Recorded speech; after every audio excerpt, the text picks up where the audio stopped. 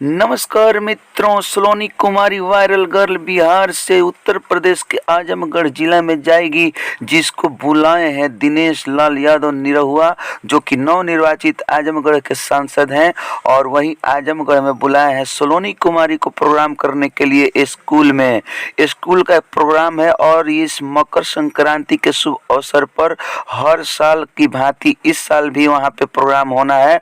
और उसको प्रोग्राम को गाने के लिए, वहाँ सुंदर सुंदर भजन गाना गाने के लिए, भोजपुरी सॉन्ग गाने के लिए सलोनी कुमारी बिहार से जा रही है, जिसको बुलाए हैं दिनेश लाल यादव निरहुआ, नवनिर्वाचित सांसद हैं। और सांसद जी के बुलाने पर सलोनी कुमारी वहाँ जा रही है, बहुत खुश है और बोल रही है कि मैं बिहार की नाम ऐसे ही रोशन करती रहूँगी।